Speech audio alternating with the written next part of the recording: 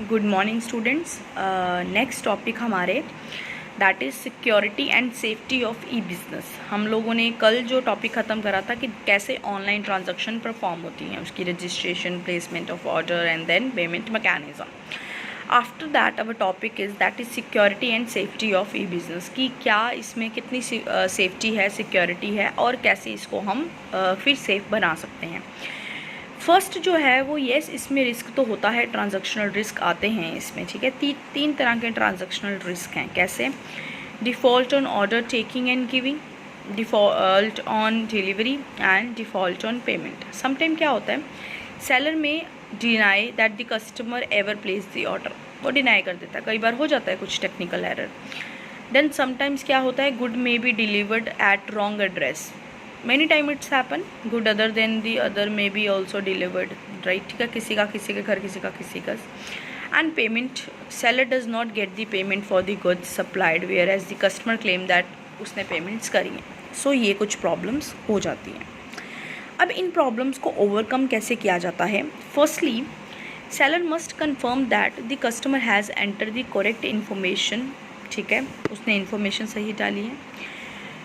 Cookies are just like caller ID in telephone and which provide information like customer's name, address, previous purchase record, etc. everything, ठीक है। Customer can also protect himself by shopping from the well established websites, की proper जो well known established websites होती हैं, सिर्फ उन्हीं से shopping की जाए। बहुत सी फेक वेबसाइट्स बनती हैं, उनसे शॉपिंग ना की जाए। मोरओवर जो है इसमें कि customers insured regarding the seller's identity, sales record, location, सब उसको ऑनलाइन सब कुछ पता हो, सब कुछ स्पेसिफाई हो, ठीक है। और next is there are 3 steps through which we can save from these defaults. First है credit card authentication, then credit card authorization and then settlement. The process ensure that the credit card number provided by customer is a valid one, कि वो valid है, ये make sure करता है। उसके बाद this system check whether the funds are available in the credit card account or the customer or not, ये आपको identify कर देता है। और ये आइडेंटिफाई करता है once the product is dispatched और delivered the bank will release the fund and transfer them to the businessman banks account. तो ये बैंक अपने आप ही वो जो सेटलमेंट कर देती है, ठीक है। So to protect the payment following step can be taken: credit card authentication, then credit card authorisation and then settlement. इसमें वो मेक श्योर कर देते हैं कि क्रेडिट कार्ड जो नंबर है वो वैलिड है। इसमें वो मेक श्योर कर देते हैं कि क्रेडिट कार्ड में पैसे हैं कि नहीं हैं। इसमें वो बताते हैं कि जैसे ही प्रोडक्ट डिस्पैच हो गया, डिलीवर्ड हो गया, बैंक अपने यहाँ पे ट्रांसफ़र कर देते हैं पैसे को। Now data storage fund. अब डाटा स्टोरेज फंड में क्या है, ये इतने तरह के वायरस वहाँ पे, इतनी तरह की प्रॉब्लम्स वहाँ पे आ जाती हैं। एक है वायरस और एक है हैकिंग। ये 2 तरह की डाटा से रिलेटेड प्रॉब्लम्स आती हैं। समटाइम कंप्यूटर जो वायरस है आर डेडली, ठीक है। They clean up all the information जो भी कंप्यूटर में हमने सेव करी होती है, क्योंकि मशीनरी है, कुछ भी हो सकता है, ठीक है। The wires can enter the computer through the email और द डिस्क और द फ्लॉपीज, किसी भी तरीके से। आपको पता है वायरस कैन बी एंटर, कहीं पे वायरस हो, वायरस है जस्ट वायरस हम लोग बोलते हैं। अब वो एंटर कर जाता है, ये एक प्रॉब्लम होती है जिससे डाटा को सारा प्रॉब्लम हो जाती है, या कई बार क्लीन कर देता है सारा। हैकिंग क्या है, किसी ने हमारी वेबसाइट को ही हैक कर लिया, ठीक है। Unauthorised entry into a website. Hacking often destroy the data information और which cause the huge losses to the owner. So ये 2 तरह की प्रॉब्लम होती है डाटा स्टोरेज से रिलेटेड। अब इसको सॉल्व कैसे किया जाता है? Setting up the special crime cell बनाकर, ठीक है, एनक्रिप्ट सेक्शन बनाकर and then digital signature. So basically इसमें क्या है, government has set up a special crime cell to look into the crime committed by the hackers, like cyber जो crimes हैं उनको देखने के लिए एक स्पेशल क्राइम सेल बनाया है, ठीक है।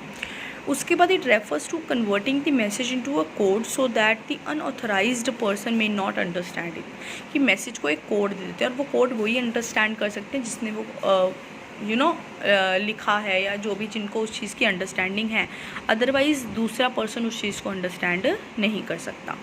And digital signature means under this method coded digital certificate is issued by certification authority and this will help in checking the identity of the sender।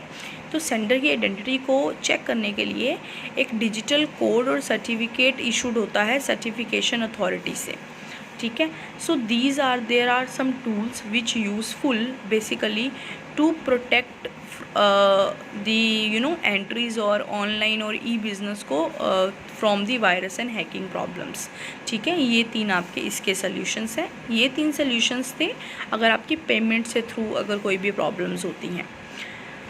उसके बाद है risk of threat to intellectual property and private, जबकि internet is an open page, ठीक है। It is very difficult to keep the information secret, so data can be supply to other who may misuse the information, because obviously वो उतना save नहीं है जितना manually हम चीज़ों को सेव करके रख लेते हैं। तो these are some problems.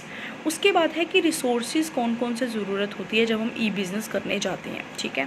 Firstly तो हमें ऑब्वियसली कंप्यूटर हार्डवेयर चाहिए, हमें कंप्यूटर की प्रॉपर स्पीड के साथ कंप्यूटर टेक्नोलॉजी की यूज़ होती है अगर हमने कंप्यूटराइज्ड और इलेक्ट्रॉनिकल बिजनेस करना है। After that technical qualified staff, बिल्कुल। अब कंप्यूटर से अगर डीलिंग करनी है तो उस बंदे को कंप्यूटर चलाना आना चाहिए, इंग्लिश में ऑर्डर पढ़ने लिखने आने चाहिए। सो दैट इज़ टेक्निकली जो है क्वालिफाइड होना चाहिए वो पर्सन, उसको कंप्यूटर की सारी नॉलेज होनी चाहिए। अगर हमने ऑनलाइन बिजनेस करना है तो स्टाफ हमें वैसा ही चाहिए। Then computerise system of receiving payment. अब पेमेंट्स को रिसीव करने के लिए भी वो कैश पेमेंट का प्रोसीजर नहीं, उनके पास कंप्यूटराइज सिस्टम होना चाहिए कि वो पेमेंट्स को रिसीव कर सकें for the goods sold. For this business has to make arrangement with the commercial bank और द क्रेडिट कार्ड एजेंसीज, कि वो ऐसे ही कुछ सेटल करें और आपके जो पैसों को सीधा आपके अकाउंट में ट्रांसफ़र करें, उनके साथ ऐसे आपके कुछ लिंक्स और अरेंजमेंट्स होने चाहिए। देन वेल डिज़ाइंड वेबसाइट होनी चाहिए, जो आपकी जो वो ब्यूटीफुल डिज़ाइन होनी चाहिए, हाइपर लिंक्स होने चाहिए, proper graphs and other attractive pictures. And जब आपका लिंक खुले तो उसमें आपकी सारी डिटेल डिस्क्रिप्शन होनी चाहिए, सो दैट वो वेबसाइट से अट्रैक्ट हो और आपके जो है वेबसाइट से शॉपिंग करे। देन टेली कम्युनिकेशन फैसिलिटीज़ होनी चाहिए, टेलीफोन लाइंस होनी चाहिए, इंटरनेट फैसिलिटीज़ अवेलेबल होना बहुत ज़रूरी है, क्योंकि जब इंटरनेट ही नहीं होगा तो कैसे आप ऑनलाइन शॉपिंग करोगे या ई बिज़नेस परफॉर्म करोगे। And there is no interruption in the services and the prompt internet facility should be made available to the common man at a reasonable price, otherwise it will remain confined to a rich people only.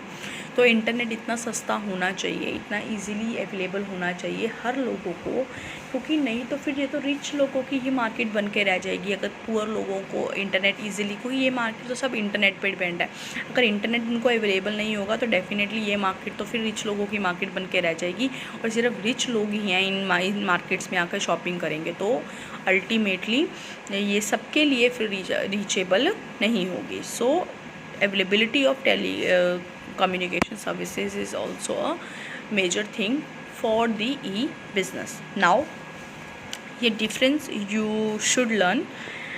Concept of outsourcing is deducted from your syllabus, ठीक है। Now the last topic is that is knowledge process outsourcing. अब knowledge process outsourcing, its firm get knowledge related and information related work from another outside firm. वैसे तो outsourcing का मतलब तो ये है कि बाहर से काम करवाना। अब नॉलेज प्रोसेस आउटसोर्सिंग का मतलब है कि बाहर से इंफॉर्मेशन लेना, नॉलेज लेना, knowledge related and information related to work, बाहर से नॉलेज को लेना। That is basically knowledge process outsourcing. This involves high value work carried by highly skilled staff, and in addition to providing the expertise and consultancy services often take many low level decision also. So basically knowledge के लिए to get knowledge related and information related work done from an outside firm, बाहर की firm से जिनको knowledge और जो बहुत ज़्यादा नॉलेजेबल हैं, बहुत ज़्यादा उनको लेटेस्ट कम्युनिकेशन और लेटेस्ट वो एक्सपर्ट हैं बेसिकली, उनसे काम करवाना। जैसे The main difference is BPO and KPO is that the KPO usually focus on the knowledge incentive business process that requires significant expertise, कि कुछ काम को करने के लिए ना बहुत ज़्यादा नॉलेजेबल उस काम के लोगों की ज़रूरत होती है, जो बहुत ज़्यादा हाई फाई लेवल का काम होता है, वो काम उन्होंने बाहर से करवाना। उसके बाद मेन एम है इसका is to create value of client by providing business expertise rather than the process expertise, क्योंकि कई बार छोटी फर्म्स के लिए ये अफोर्डेबल नहीं होता कि वो हर काम के लिए एक्सपर्ट रखें, तो फिर जो मेजर काम्स होते हैं जिनको एक एक्सपर्ट के थ्रू ही किया जाता है उसको वो बाहर से आउटसोर्स करा लेते हैं, कि वो उसके ही रिलेटेड जो एक्सपर्ट होते हैं उनसे वो काम करवा लेते हैं। ठीक है, इसमें वो जो काम करते हैं एडवांस एनालिटिकल थिंकिंग और टेक्निकल थिंकिंग और डिसीसिव जजमेंट बेस्ड जो हैं वो पर्सनस होते हैं। It increase the efficiency, result अच्छा होगा, कॉस्ट की सेविंग होगी। ठीक है, कॉमन सर्विसेज कौन सी हैं जो इसमें से हम आउटसोर्स कराते हैं? रिसर्च सर्विसेज लाइक इन्वेस्टमेंट की रिसर्च, वो टेक्निकल रिसर्च करते हैं पूरी मार्केट की, कहाँ पर इन्वेस्टमेंट पैसा लगाने की ज़रूरत है, कहाँ पे नहीं है, मार्केट की रिसर्च करना, बिजनेस की लीगल प्रोसेस को देखना, कि इसमें तो लीगल लोग ही एक्सपर्ट होते हैं। पेटेंट सर्विसेज है ना, इसके लिए हम लॉयर वगैरह को हायर करते हैं। डाटा एनालिस्ट, बेसिकली इसमें वो इकोनॉमिक्स होते हैं जो वो हायर किए जाते हैं, उनसे करवाया जाता है। एडिटोरियल, इसके लिए आप मल्टीमीडिया वाले पर्सन से ये काम करवाते हो। ठीक है, वैल्यूएशन एक्सेट्रा। सो बेसिकली ये देख लो, हर एक काम के लिए इसका एक अब लीगल मीन्स वो एडवोकेट की फील्ड है, पेटेंट वाली है ना, डाटा इकोनॉमिक्स जो इकोनॉमिस्ट होते हैं उनके लिए है ये काम है ना, एडिटोरियल मीडिया वालों का है। तो ये चीज़ें और ये इन्फॉर्मेशन रिलेटेड काम है, तो ये इनसे रिलेटेड ही एक्सपर्ट्स बंदों से करवाए जाते हैं।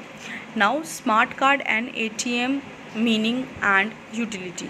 स्मार्ट कार्ड्स क्या होते हैं? स्मार्ट कार्ड होते हैं, हमें पता ही है, that is a small plastic card embedded with the memory chip होती है। ठीक है, माइक्रो प्रोसेसर होते हैं इसमें, बैटरी यूज होती है for information storage management and authentication के लिए। ठीक है, smart card it look like and also work like a credit card, but it is not having magnetic strips on it back. Basically बच्चे ये जो हैं स्मार्ट कार्ड्स, इसमें पैसे हमारे ऑलरेडी होते ही हैं। ठीक है ना, और ये आपका जो क्रेडिट कार्ड है उसमें लिमिट नहीं, उसमें एक लिमिट होती है जिसके अकॉर्डिंगली आप वो शॉपिंग वगैरह कर लेते हो। A smart card is more secure than a magnetic strips card. It is mostly used as a financial transactions card as it can be loaded with the digital money होती है इसके अंदर, and can be used till the balance is zero. मतलब इसमें हमने पैसे डलवाए होते हैं, पैसे डलवा कर हम इसको, जैसे हम कई लोग मेट्रो वगैरह में ट्रैवल कर रहे हो, किसी ने दिल्ली में, तो उनको पता होता है कि वहाँ पे कार्ड बनते हैं। उन कार्ड जैसे आजकल अभी आपके फास्ट टैग्स भी बन रहे हैं, तो इसमें क्या होता है कि आप जितने पैसे 500 का 600 का 700 का वो कार्ड बना लेते हो, तो उसमें आपका 500 600 700 रुपया होता है। तब तक आप इसकी ट्रांजैक्शंस आप कर लेते हो, उनसे शॉपिंग कर लेते हो। जब उनका बैलेंस जीरो हो गया तो कह देते हैं कि अब ये कार्ड का बैलेंस आपका जीरो है। ठीक है, अब इसकी एप्लीकेशन कहाँ है? टेली कम्युनिकेशन है। ठीक है, अगर मोस्ट इंपॉर्टेंट एप्लीकेशन इसकी यही है स्मार्ट कार्ड की। It is a telecommunication system which is used for SIM card. ठीक है, सिम कार्ड में भी आप पैसे डलवाते हो बेसिकली। ठीक है, सिम कार्ड में पैसे डलवाते हो, पैसे भर जाते हैं, जब तक वो ख़त्म हो जाते हैं फिर आप दोबारा, वो इसका एक एग्जांपल है। लॉयल्टी है, स्टोर्ड वैल्यू है, इसमें एक लॉयल है, कोई आपके साथ फ्रॉड नहीं करता, इसमें हम आराम से हमारी चीज़ें स्टोर हो जाती हैं। ठीक है, ई कॉमर्स में it's very often use in the e commerce for storing information of customer and also for making payments. Mostly ये यूज़ किया जाता है। ठीक है, इन्फॉर्मेशन को स्कोर करने के सेव करने के लिए। बैंक इशू करता है स्मार्ट कार्ड। ठीक है, like visa, master card etcetera. जैसे मेडिकल हेल्थ केयर कार्ड्स भी बनते हैं, it just like that. Okay, अब है ATM। ATM हम सबको पता ही है कि ATM क्या होते हैं। ATM इज़ बेसिकली जो हम यूज़ करते हैं, सब यूज़ करते हैं। It refers to mechanical and automatic tellers which can do a teller's job 24 hour a day at less than half the cost of human tailors.